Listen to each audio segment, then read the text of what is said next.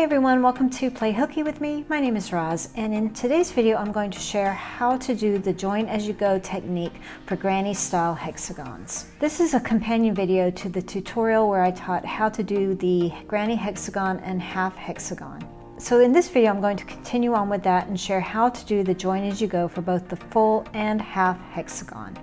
It's really easy and a lot of fun to do, so let's go ahead and get started. To start your join as you go, you're going to finish one hexagon completely. So even if you decided to do an extra round, finish that first hexagon completely before you move on to the next one. For this demonstration, I'm going to join to this existing panel that I've started. Just imagine that this is your very first hexagon that you've completed. From here on out, you're going to be working only the first 2 rounds for each of your hexagons, and then you're going to join with the third. To get started, I'm just going to fasten in on a side because I want to get right into joining. So fasten on however you like best. Chain 2 or 3. 2 double crochets to complete your first cluster on the side. And I'm going to get right into joining here. Now please remember that I am only doing 2 double crochets in the corners. So what I'm going to do here now is do half of a corner, which is 2 double crochets. Now instead of doing the chain 1, I'm going to use it to slip stitch into the corresponding corner.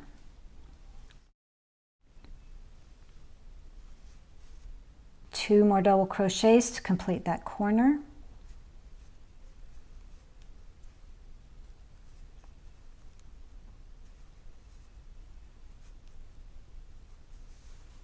Okay, and you should have something that looks like this.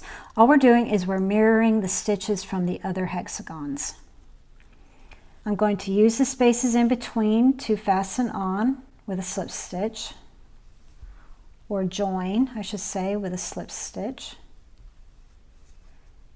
And now 3 double crochets for the side, slip stitch to join in that next space. Okay, now we're at another corner, so we're going to mirror it by doing 2 double crochets,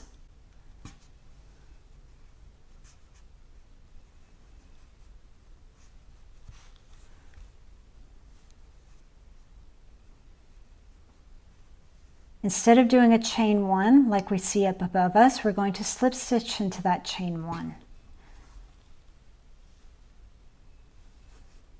Now we're going to do 2 double crochets to finish that corner.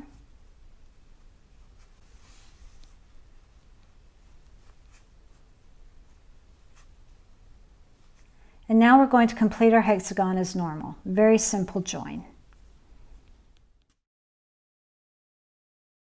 Okay, joining multiple hexes is very easy to do. We just need to be aware that we're joining 3 corners together. I'm going to begin in a side space with my 3 double crochets, so I'll fasten on. I'm just going to do a typical chain fastening on. That's going to serve as my first double crochet. I'm going to do 2 more.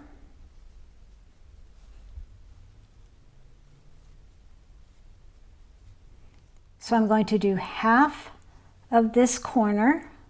I like to use 2 double crochets to make mine a little bit tighter looking, but you may prefer 3. Slip stitch,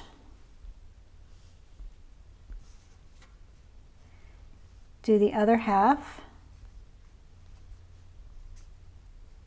1 more. Okay. Now we're ready to join. We are on the side, so we just need to mirror that with 3 double crochets.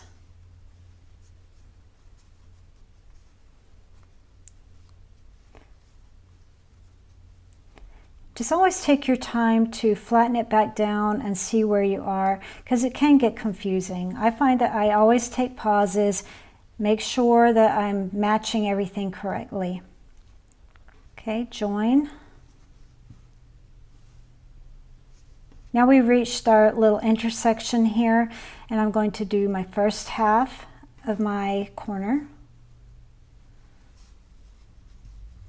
For me, that's 2 double crochets.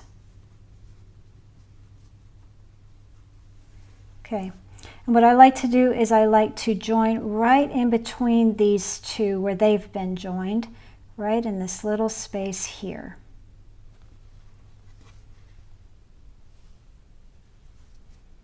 And then complete with 2 more double crochets in that spot.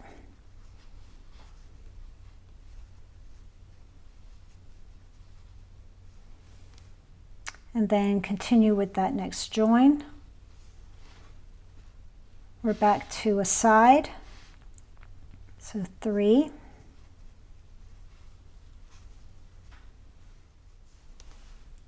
Okay, join. We're back at a corner, so I'm going to do half of a corner.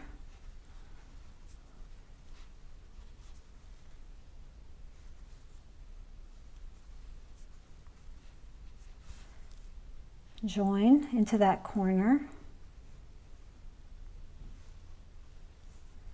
Finish my other half.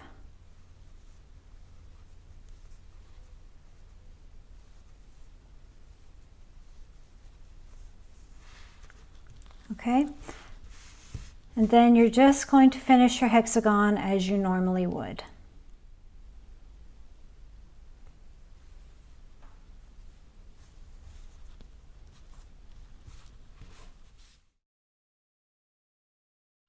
We're getting ready to do the join as you go for the half hexagon. To begin, it's a little bit awkward. We're going to have to fudge it a little bit here. So go ahead and fasten on however you like best and create your first double crochet, either with a double crochet standing stitch or a chain 2 or 3. And then before we do the second one, we're going to go ahead and fasten on in here. We're just going to slip join here and then continue on with our second double crochet in the same space. Then we're going to slip join into the space next to it here, just as we normally do.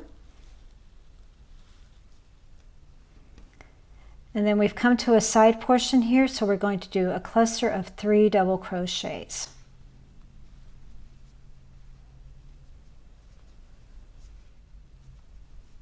Okay, slip stitch into the next space.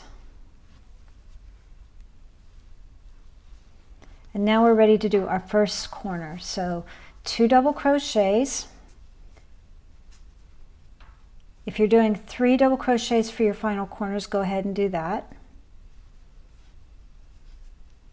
And then what I like to do is I like to go right into this little intersection here and put a slip stitch between the two, right in this space here.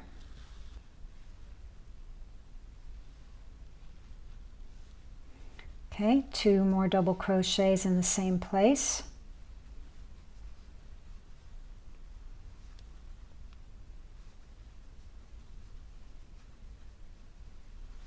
Great. And now we're ready to move on to the side here, and we're going to slip stitch to join. And now we're back to a side, so we're doing 3 double crochets, slip to join, and we're at another corner. I'm going to do the same thing. I'm going to get right in between these 2 joints here to slip stitch. But first I need to do the first half of my corner. I'm doing 2 double crochets,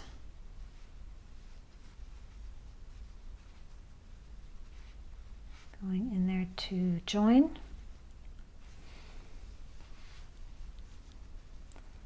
two more double crochets for that corner,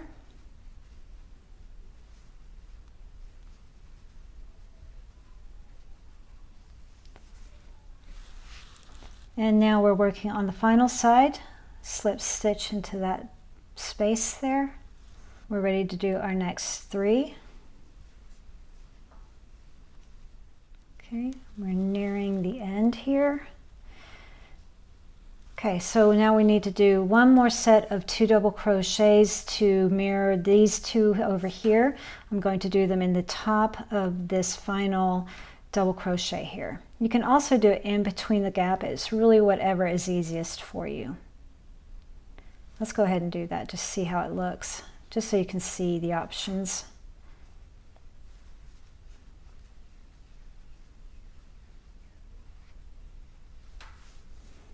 Slip stitch into that corner.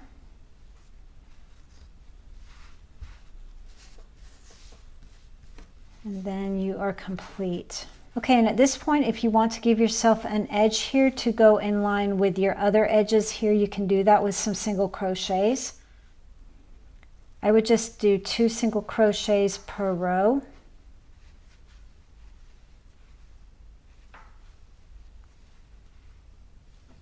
If that's too many, just go ahead and omit some. Just space them out the best you can. I'm going to put one there and then put one right here. One here in the center. And then back to 2 again.